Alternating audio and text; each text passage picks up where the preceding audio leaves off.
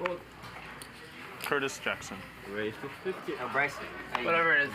Good clip, though. Good clip. You run Thank games at you. your house? 300. Good clip, if nothing Mariano else. has a lot of those. What'd you say? Do you run games at your house? Yeah, all the time. Really? In theory. Show. I mean, I don't do anything. In theory, they're like In imaginary an games. imaginary world. Imaginary world, yeah. With fake money? Right. Money involved though. Yeah. It's exactly. illegal it's to run VR poker money. games at your house. It's V-Bucks. Yeah, probably. Yeah, V-Bucks we run. I got a couple gift cards, bro. I haven't used that. Whoa, the greens are coming out. Are they the tilted greens or the happy greens? Stay tuned to find out. I mean, if he was trying to get value out of a good hand, he wouldn't have raised it like that. I think he's got. I think they don't like it. He's trying to get $100 from all of us with 7 deuce.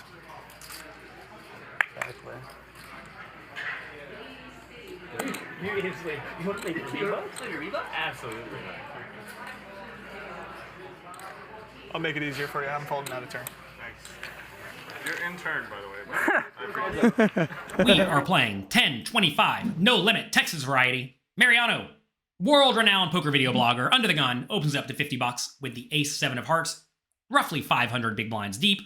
Magnus Carlsen, I hear he's pretty good at chess. He opts to 3-bet to $300. It is worth noting they are playing the 7-2 game, so you got to be a little bit careful getting too frisky with the marginal hands. That said, junky suited connectors are actually pretty good hands to 3-bet with. Your opponents never see it coming when you make a good hand. He makes it 300. Over round to Bryce on the button with the king 5 offsuit. He decides to call.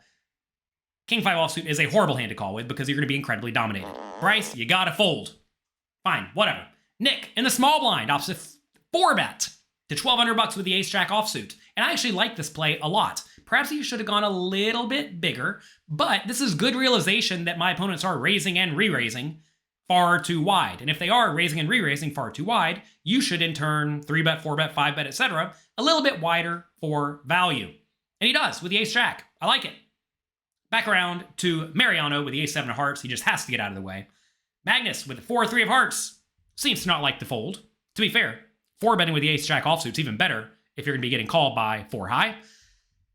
So Magnus calls over to Bryce. Bryce finally gets the memo. He gets rid of the king 5. Let's go to the flop heads up. Oh, I would have yelled that true if you did it.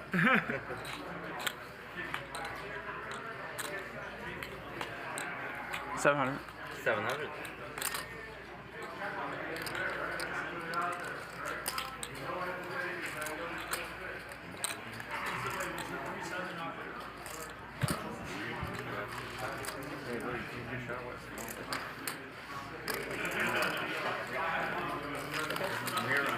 $700 bet, $700 call. The flop comes king of spades, 8 of clubs, 4 of spades. Nick with ace high, backdoor flush draw, backdoor straight draw, goes for a small bet. I think it's reasonable to bet this flop pretty frequently, especially as your opponent's calling wider and wider pre-flop. Magnus with his bottom pair bad kicker has a very easy call. You may think, should he ever fold? Isn't he going to be crushed by a lot of hands? And yeah, he is, but at the same time, he also does beat a lot of hands, especially given they are playing the 7-2 game, meaning maybe Nick just has a 7-2 and is getting after it. Easy call against a small bet in position from Magnus. Let's head to the turn. We are in overtime. I hope you guys are enjoying the show on this Wednesday evening. We're back at it tomorrow, 5 p.m. Pacific time. Bart Hansen is playing 10, 20, 40 tomorrow night. And then Friday, of course, our big game. Bart will be commentating on that one. And then on Monday, DGAF and Raver Poker will be in the game for Max Payne.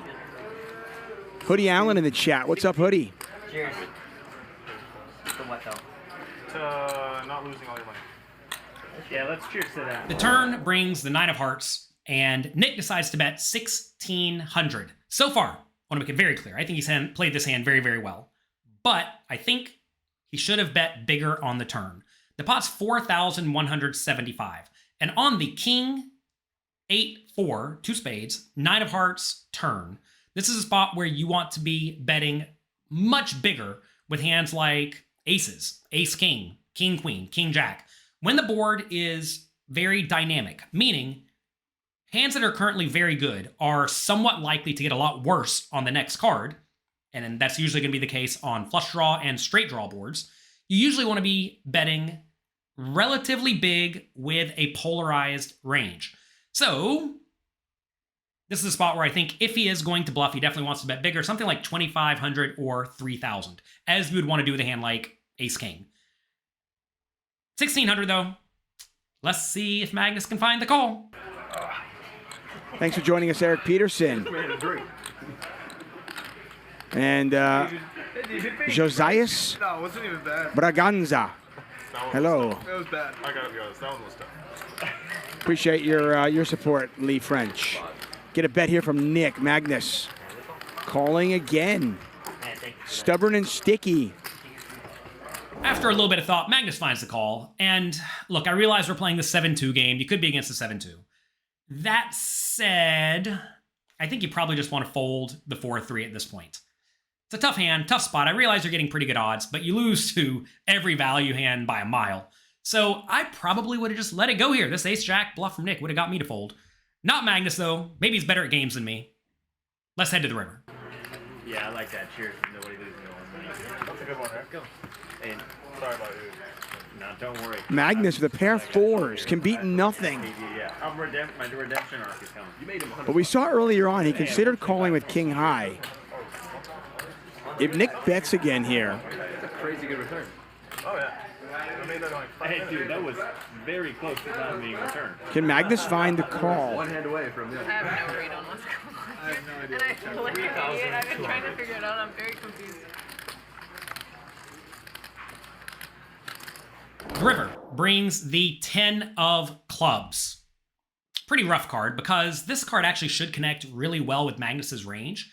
And at this point, I'm not even sure hands like King, Queen, or Ace, King can go for value. That's a bummer for Nick. That said, this is a spot where he does have some hands that do want to value bet. If he randomly did make 2 pair or a set, or if he did have Queen, Jack, and bluffed and made a straight, he certainly wants to bet. So I think he needs to bet here, but I think he probably should have gone a little bit bigger.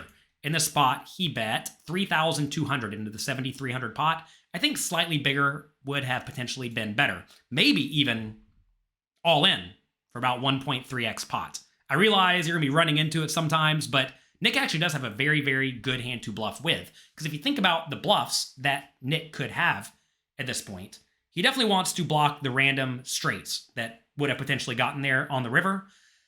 The spade's actually not a good card to have, because whenever you have a spade, it makes it a little bit less likely that Magnus has a busted flush draw, which would automatically fold. That said, there aren't a whole lot of logical bluffs for Nick. He wants to be way less inclined to bluff with a busted spade draw, because again, that makes it less likely Magnus has a busted spade draw. And if you think about it, there really aren't a whole lot of other bluffs in Nick's 4-betting range pre-flop, besides maybe the 7-2. So I actually like this hand to bluff with, but I think if you're going to bluff in this spot, you probably want to go bigger, because we really are trying to get a hand like a king, or perhaps like a rivered 10, or certainly a hand like a 9 or lower to fold. And I'm not sure the 3,200 bet is going to get it done. Let's see if it gets it done against the bottom pair. You're going 3 streets, eh? Actually, somehow, I don't believe you at all. Your instincts are spot on. There aren't a lot of hands. You have ace-king, obviously. There aren't a lot of hands that you would just go 3 streets with there. Like, I have so many of these hands that crush this board. I just don't believe you at all. It's smart shit. This is the problem. The fact that Nick I'm just gonna got look really bluffed stupid. Yeah, he's like no. has to be a factor in this hand. Like, but I just don't believe you. I don't believe you at all. Good. Wow, what a call! What a call! For Magnus Carlsen. Okay. He's locked in after the shot. Okay. The shot helped me. After much deliberation and explaining his thought process, Magnus makes the call. And he wins. It was amazing to hear his super genius mind working through this hand and analyzing the spot, and he ended up coming up with a pretty correct analysis, which is excellent. And he also wasn't afraid to make the call. A lot of people think their opponents are bluffing, but they don't really care. They just fold. Magnus was willing to put his money where his mind was and ended up scooping a very, very nice pot. What I want to know is, in your opinion, what is the best quality or skill you think a world-class chess player has that translates to poker? Take a second, pause the video, and let me know in the comment section below. Okay. He's locked in after the shot. Okay. The shot helped you. But I got the run it twice back. You did. That was. Nice call. This man can only win. No, but seriously. No, but seriously. Yeah. Everything you're saying made sense. It did. But it was still. Hey, did you hear this motherfucker? Who is this guy? 3-4? Well, Kick him I out. was very confused. Sammy, I deal him out. Never Deal him out. Yeah. No more man. Go back to your game. Nick looks like somebody just kicked his puppy. Jesus. Magician. Did you hear what he said? Can't bluff the Did master. you hear what he said during that? Chess and poker are interesting games because they both require a wide amount of skills.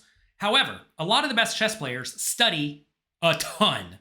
And the things they are studying actually looks kind of like GTO outputs, pile solver or Munker solver outputs, right? And I think a lot of the best chess players and a lot of the best a lot of the best poker players have a similar skill where they're willing to sit down and grind hard working on the game away from the table. And they also have very good recall as to what good strategy looks like in all sorts of spots, such that when they see a situation present itself, they are able to know roughly what the right play looks like. And if the situation is similar but different, they're also able to extrapolate a little bit from the things that they do know to be accurate and come up with a pretty good answer. Now, Magnus is probably at the level to the point that I have no clue what he's thinking about. But at least in my experience, from my experience with both chess and poker, I think being able to put in a lot of time away from the table and being able to remember the stuff that you learn and then being willing to actually do it at the table is vital. And perhaps in this hand, Magnus made that clear. Maybe he knows, you're supposed to be betting a little bit bigger on the turn here. Maybe you're supposed to be jamming the river here. You're not doing it. Why are you not doing it? Maybe you're just trying to get one through. And it turns out it worked out for him this time. Good job, good work for Magnus. Tough one for Nick. I like his spirit. I like his energy. I did not like his turn and river sizing, but I love bluffing with that hand. This time it did not work, though. Such is life. Better luck next time. That's me for today. Hope you enjoyed today's video. If you did, click the like and subscribe button below. Also, click the notification bell. I actually have another video lined up right now for you featuring Magnus Carlsen. Check it out. I'll talk to all of you next time.